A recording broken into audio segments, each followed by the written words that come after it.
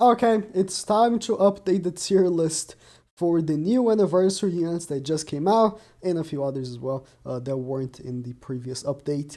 I've already done a few changes. If you want to compare to the previous one, I actually downgraded Hellbroom because he's been seeing much less. It's still a good unit, but he's much less meta driven. So I think the A tier is good for him right now. I lowered the freeze units because most of their purpose was Guild Boss and having high points on Guild Boss. But Guild Boss cannot be frozen anymore, so there's no point in using them other than, Extreme Hell, Red Demon, and you can't even use them on Hell, so really they got less and less purpose, so I actually lowered them to S rank. He's still good. Merlin is still actually PvP viable, somewhat PvP viable, so I think S rank was good for them. I did rank up Green Derriere to S tier, after, I think Lost Vein gave her a lot of purpose, but Elizabeth took it away a little bit, but I think S rank is really good for her. And have I done any other changes? I do these sporadically, like through the month, because I update this monthly, and changes might happen. A month playing the game. Actually, I think I should lower counter melee. He just has no use. Story mode just ain't cutting for him anymore. Is it? Yeah. Story mode ain't cutting for him anymore. You might as well just use Lost Vein Meliodas. He's just if you're gonna use a Meliodas and you're a new player, you might as well just reroll for Lost Vein. And if you don't have Lost Vein, Blue DML is just there, right? Alright, so the new units. First of all, I actually added another unit to the list that was already in the list. And the reason why was because for the first time, I was finally able to use Whale Fraudrin. There are two different Fraudrins, regular Fraudrin and Whale Fraudrin. What I mean by that is, if and only if you max out all his costumes and give him UR gear, he is actually God tier. Now, if you don't do this, meaning if you don't input so many resources into this one unit, not even like, you're only going to be using him on geared PvP. That's the only purpose that he has. So for most players, you shouldn't give this many resources to him. But if you're a whale, you should. And if you are going to put all these resources into him, he's God tier. And if you're not, he's D tier. So I think that was a really good way of separating it. The $sign means Whale Fraudrin, and the regular Fraudrin means regular Fraudrin. So that was a good separation, because I can't put regular Fraudrin in God tier. You just can't, alright? And I don't want to keep Fraudrin down here, because if you do that, he's God tier. But yes, actually, it pains me to do this. It really does. But I am also lowering Estarossa. It really hurts, but with the current meta, can't tell him he's God tier anymore. I just can't. He just can't. PvP, he just ain't cutting anymore, which is really unfortunate because he's my favorite unit in the game, but he just ain't cutting. All right, I think that's it. I was thinking, right, of lowering Jericho as well, and I think I will, mostly because Guild Boss high scores, you are not going to use her. You're going to be using Derriere. Let's say I don't have Derriere. Don't use Jericho. Use Escanor. It's just much better. No freeze on the Guild Boss means Jericho's not going to be hitting that hard. And I wanna also lower Arther because Mono Red has kind of died. I haven't seen a single Mono Red team in so long in top 100 and Challenger. Mono Red has kind of died down. Red Escanor is still good, but Mono Red has kind of died down, and that was his only place on JP. I know if you're a global player watching, what do you mean Arthur's God tier on global? He was like super good until like a month ago, but Mono Red is officially dead. Like no one's using it on the high PvP. Well, I want to say I haven't seen in Challenger, but probably like in Champions and stuff, people still use Mono Red. I assume, but I haven't seen a single Mono Red team in Challenger in top 100 in such a long time. And if I did, I won probably, because the new team is just way too good. Now, finally ranking the new units. Shin is my boy. my second favorite unit in the game, just for designs alone, right after Estarossa. He is pretty much the same unit as Hauser, so I'm putting him right side by side with Hauser. He's a farming unit. There's not much else that you really use him other than farming, but he's a fantastic farming unit. Absolutely great farming unit. So I put him side by side with Hauser. They are pretty much the same unit. Double AoE. One card hits harder than other. And that's pretty much about it. The ranking up card is really good, but when you really, are farming the stage many times, Hauser and him don't make that much of a difference. So unless you have your war gear for either or, right? That makes a difference. But either or are very well exchangeable. So I mean, I'm talking Hauser with Lilia. If we're talking Hauser without Lilia, Shin is much better. But if you're going to use Hauser, you're probably going to use Lilia anyways. Moving on, Matrona is very bad. She's very bad. Very bad. Currently, right now, as we speak, you will see her in the leaderboards of Super Boss. It's because the Super Boss activity was made for her. But outside of this one specific Super Boss, she's very bad. So I'm putting her in seats here. She was the free unit given for the pre-anniversary, and unfortunately, not the greatest. But yeah. Again, if you go on leaderboard Super Boss, she's gonna be in all the top teams, all of them, including mine. She's gonna be in all the top 10 or top 100 teams because the activity was tailor-made for her. But that's the only reason why. Like any other activity in the game, other than this one Super Boss that it was made for her, she's trash. So putting her on the seats here. Hawk, my boy. Again, right now, if you go use Hawk, he is insane because currently, as before the 28th, I think, 29th of June, he increases all of his stats by 50%. That includes all of his stats by 50%. That makes him a god tier unit. 100%. But because I need to rank, excluding PvP, right? Only PvP. Because I need to rank the unit as it is, and he will get nerfed to 15% after the 29th, I'll be ranking him as the 15%. Granted, I can't have hands-on on Hawk at 15% because currently in the game he's at 50, so I assume he will be significantly worse. Like currently, if I was to rank Hawk, oh yeah baby, god tier. But I would have to say that Hawk with the 15% would go to A tier. Again, Hawk with the 50%, which is currently, right, until the 29th of June, goes to God tier. But as soon as that rolls in, he goes straight down. And it's a big jump from 50 to 15%. If it was 30, I think 30% is reasonable. 30%, 25 even is reasonable, but 15% is a big drop. I know he is, in fact, a free 6 out of 6. So he is going to be, like, everyone's going to have him, like, insane, right? But still, of course, Grand Cross Database already is ranking him, of course, at 15%, or else his passive would be max, right? So at 15% is not an insane boost. It's a good boost, but it's not an insane boost. So, and he has very low stats. That's why, or else the 50% would be even way too strong, right? So currently, Hawk would be God tier, but, as soon as the update rolls in, A tier. Now, Elizabeth is currently one of the top 3 best units in the game.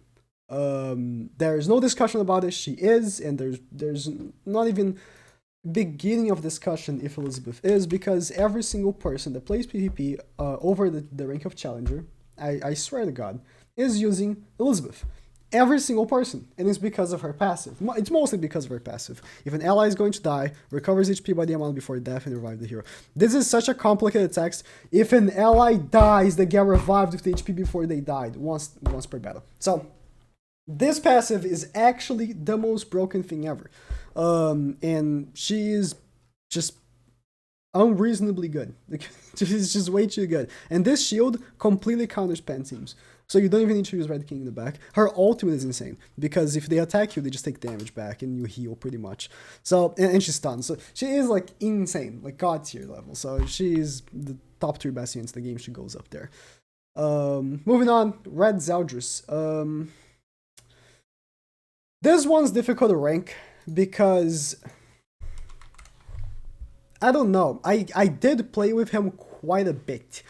He is and has a very good combination of cards, stats, and passive. Very good. I can't deny that. But he just doesn't seem like he has a place. I saw that someone, I think, if I can bring up the tweet, beat the new Escanor fight. Yeah, I actually have it right here. Beat the new Escanor fight, which is currently the most difficult fight in the game, using the Zeldris team. Because Zeldris team boosts the stats of all characters, and he used this team right here to beat the new Escanor fight, which is it's a very difficult fight. All my friends that play the game were crying, alright, about this fight. And he beat him with only Dariari with 1 Super Awaken and Estarossa with 2 Super Awaken. He's like level 70 Melascula right here. So Red Zeldris definitely is a fantastic unit. He just, other than this activity and soloing Hell Crimson, which I did solo Hell Crimson with him, he really helped. I see no other place for, like, PvP. He can be good in low ranks, but after Challenger and like I want to say like Champions 2 and Ungeared, I don't think you can use him. You're gonna lose a few times, win a few times, but you know, for consistency's sake, you're better off using other units. But he is really good. They're really good. The fact that he takes off ultimate gauge and also disables recovery, like he just does a lot. He does a lot, right? And his passive, of course, increases just the basic stats.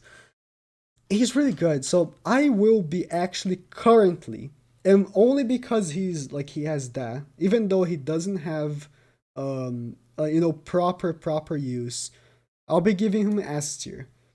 I only give SS tier to characters that are not only good, but also has a very big impact in the game and onward, right? I'm giving him S tier because right now, other than, this is big impact, like being able to beat the super fight, the super Escanor fire, whatever, rank 25 right here, is really insane. But other than that, just I don't know. That's why I'm giving him that. But he's really good. Honestly, I want to lower Blue Zeldris, but I don't know if I. Blue Zeldris is also really good. He can be very fantastic, but I think I'll keep him like that. He's so good. We meme that he doesn't crit, but when he does, he just hits so hard. He's probably the most overrated unit in the game. I mean, nowadays, actually, I think people know how funny he is that he doesn't crit. But he's very good. I'll keep him like that. Now, the new Diane and Drole, they are a difficult rank. Difficult to rank because I actually have used them quite a bit already. Even though it's been only like 2 days since they came out, right? I've used them quite a bit already. And without a doubt, they are more impressive on paper than they are in real gameplay. Diane's passive is that she boosts all giants damage by 40%. And I thought that would be insane. But it's not. I don't know why. Like, the thing is that the best characters giants in the game are DNs, right? So the only options that you have in the DN category, in the giant category, right? Did I say the best DN characters are DNs? I hope I said the giants. The best characters in the giant categories are DN, or the only characters pretty much. DN, Drole, and Matrona, right? And Matrona is very bad. Very, very bad. I mean, she's going to be boosting the allies by 25%. On PvE. On PvP, her passive doesn't work. And Drole is there. Drole is very good. But just like Zeldris, he doesn't have a place. He just doesn't. PvP, he does not work. PvP doesn't work because, since we're already talking about the end, and she's very connected to Drole because of her passive. Drole, when we saw what his passive did, we thought he was going to be top 5 best unit in the game because every time an enemy gets your 5 ultimate gauge, disables ultimate boost for 2 turns. This is insane, right? Completely counters the ultimate rush meta. The issue is that this is a regular debuff. This can be cleansed. Unlike Fraudrin, the reason why Fraudrin is God tier is because his passive is enemy heroes who have lower CC than Fraudrin will not gain ultimate gauge for 2 turns applies entering battle. This is not a regular debuff. This is a white or gray or whatever debuff. Cannot be cleansed. This cannot be cleansed. That's why, you know, if you Note only with whale gear. If you give him UR gear, HP and defense, and if you give full costumes and max out those costumes, he's gonna have and use CP food as well. He's gonna have higher CP than everyone else. And then he's like god tier because no one in the game is gonna, on the enemy team is gonna have the ultimate gauge for 2 turns, right? That is a great debuff, cannot be cleansed. But Drole's debuff can be cleansed. And everyone uses King. So everyone's gonna cleanse. Every single high tier team is using King, Elizabeth, and Meliodas. If you seal their ultimate, they're gonna cleanse with King. Let's say you petrify King. Just wait another turn. Use Elizabeth's shield. Elizabeth's shield is insane. And that's it. His cards are okay. Detonate is actually not bad. But in my experience, and he just doesn't cut it. He just doesn't cut it. He just really doesn't. His commandment is also such a double-edged sword. If you attack the enemy too much, they get way too much resistance because every time someone takes damage on the field, they get 30% resistance buff, and it stacks up to 3 times. So if you attack the enemy for some reason 2 or 3 times, they're gonna get an extra 60 to 90% resistance. Let's say you're going for his ultimate rush. You're gonna give them resistance, and then you're not going to do damage because the ultimate he does is ignores defense, not resistance. So he ends up being not all that great. And the end is pretty much a unit made to boost him. And she also disables ultimate move on the first card, and she disables rank 1 and 2 skills on the second card. And she's at the end, so her ultimate hits really hard, 900%. So with that in mind, I will be giving, and it pains me, the ND8 tier and Drole. I cannot give them higher until they have an actual place. In PvE, no real place for them to be used. Okay, I'll go back on what I said. I think Drole in PvE can be really used because if the enemy gets high difficulty enemies are gonna cleanse the debuff. That's the issue. Debuffs on PvE don't work as well because high damage enemies. High difficulty enemies just cleanse debuffs next turn. So it's really difficult to rank a unit like this that only relies on debuffs, and the debuffs don't work really on PvP and nor will work on high difficulty PvE. So that's how I'll do for now. Maybe in the next one, maybe if a genius comes out with a brilliant team to work with Drole, I might just rank him up. I don't know. If a brilliant man comes out with a super strong team for Drole, I'll think about it. But you also have to take into consideration Super Awakening.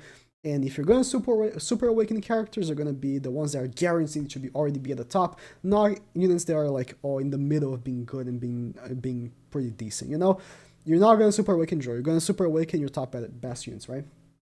So that's pretty much about it. For this catalog of units, I guess Elizabeth is super good, so that's cool. The banner that Elizabeth came in was insane because they had her in Lost Vein, and they're still the 2 best units in the game. So the banner is still up. If you play JP, summon for this banner until it leaves. And that's it. Thank you guys for watching.